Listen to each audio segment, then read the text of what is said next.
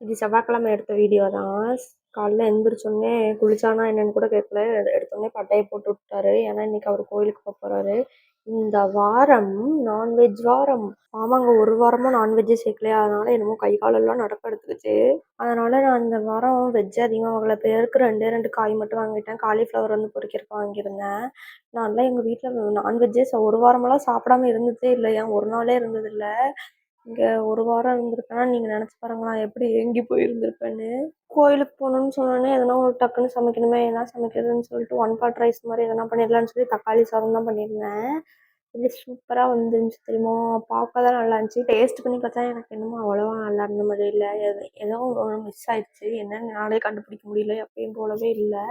சரி என்ன பண்ணுறதுன்னு சொல்லி இதுக்கு வேறு சைட் டிஷ் இல்லைன்னா சாப்பிட மாட்டாங்களே அப்படின்னு சொல்லி கொஞ்சம் அப்பளம் பொரிச்சேன் அவருக்கு மட்டும். அப்பளத்தை பொரிச்சு அப்பளத்தை பொரிச்சு கையில் கொடுத்துட்டு எனக்கு ஒரு பாக்கெட் தயிர் வாங்கிட்டு வர சொன்னேன். அப்புறம் கோயிலுக்கு போயிட்டு வந்தோடனே தம்பிக்கு ஒரு டாய்ஸ். இந்த பேட்டையும் பாலையும் எனக்காண்டி தான் வாங்கினேன். ஏதோ இது மட்டும் தான் அவனுக்காண்டி வாங்கினேன். இதில் என்னென்னா அவ்வளோ புழுதியாக இருந்த மாதிரி இருந்துச்சு. அப்புறம் அதை டெட்டாயில் தண்ணியை போட்டு கழுவி தம்பி கையில் கொடுத்தேன். அதான் நான் அதையெல்லாம் கண்டுக்க மாட்டேன். அவனுக்கு அதெல்லாம் பிடிக்காது. இந்த மாதிரி வீட்டில் இருக்கிற கிச்சன் பொருள் மட்டும் தான் பிடிக்கும். அதை கண்டுக்காம வீட்டில் இருக்கிற டம்ளர் எல்லாத்தையும் தான் எடுத்துகிட்டு இருந்தான். ஆனால் அந்த பால் மேலே அவனுக்கு ஒரு கண். அந்த பால் கையிலேயே தான் வச்சுட்டு சுற்றிட்டு இருந்தான். எங்கே போனாலும் எடுத்துகிட்டு வருதுன்னே தான் இருந்தான்.